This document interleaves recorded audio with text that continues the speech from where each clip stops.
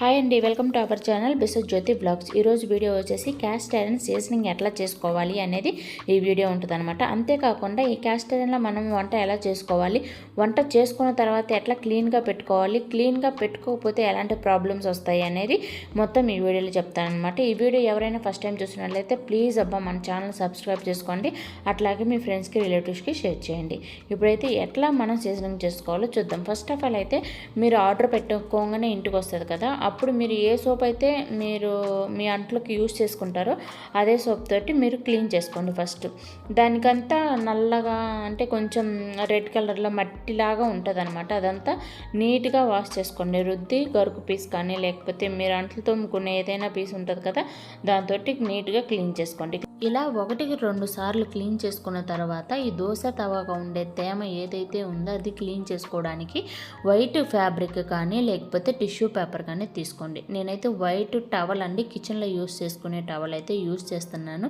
ఇప్పుడే కదా మనం సీజనింగ్ చేసేటప్పుడు కూడా ఈ వైట్ క్లాత్ కానీ లేకపోతే వైట్ టిష్యూ పేపర్ కానీ యూజ్ అవుతుంది అనమాట.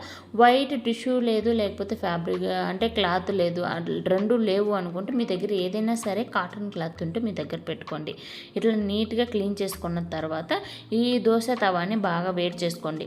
వేడి చేసుకున్న తర్వాత కొంచెం ఆయిల్ వేసుకోండి. మీరు ఏ ఆయిల్ అయితే యూజ్ చేసుకుంటారో ఆ ఆయిల్ అనేది దీని మీద వేసుకోండి. దోశ తవ మీద వేసుకున్న తర్వాత ఈ ఆయిల్ బాగా దోశ పెంక మొత్తం అప్లై చేయాలన్నమాట. అప్లై చేసి దాన్ని బాగా రుద్దాలి. దాంట్లో ఏమైనా కొంచెం డస్ట్ కానీ మురికి కానీ ఉంటే లోపల బయటకు వచ్చేస్తుంది అనమాట.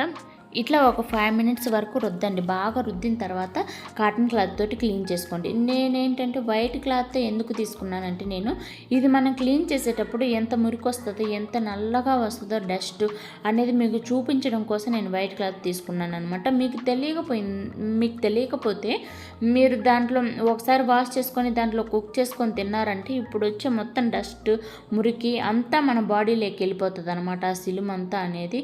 అందుకనేసి నేను వైట్ క్లాత్ తీసుకొని మీకు చూపిస్తున్నాను అనమాట. ఇట్లా బాగా ఒక 5 minutes బాగా రుద్దిన తర్వాత వైట్ క్లాత్ తోటి శుభ్రంగా క్లీన్ చేసుకోండి. చూడండి ఎంత డస్ట్ వచ్చిందో, నల్లగా వచ్చిందనమాట. అందుకనేసి వైట్ క్లాత్ తోటి శుభ్రం చేసి మీకు చూపిస్తున్నాను అనమాట.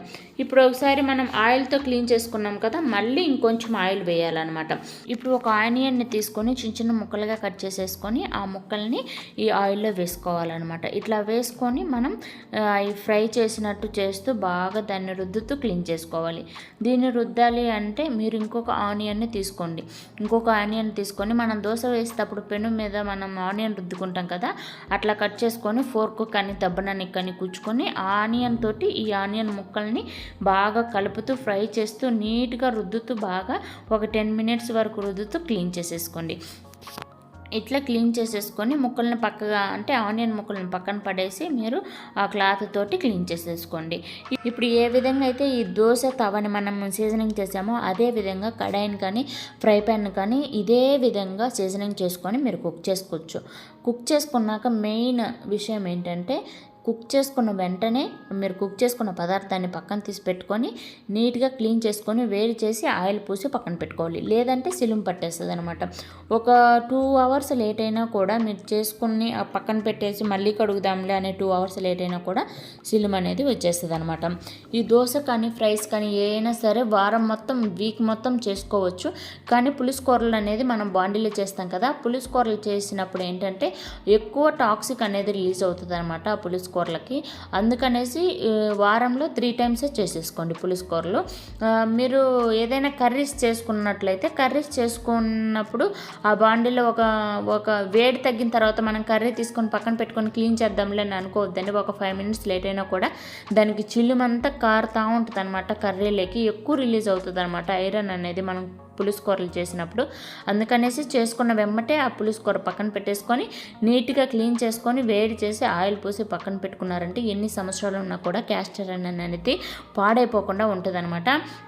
ఇప్పుడు నేను క్లీన్ చేసి చుట్టూ ఆయిల్ పూసి పెడుతున్నాను కదా, అట్లాగే సేమ్ మీరు కర్రీ చేసుకున్న తర్వాత వెమ్మటే ఒక 5 minutesలోకి తీసి పక్కన పెట్టి ఆయిల్ పూసి పక్కన పెట్టుకోండి. ఐ హోప్ ఈ వీడియో మీకు నచ్చిందనే అనుకుంటున్నాను.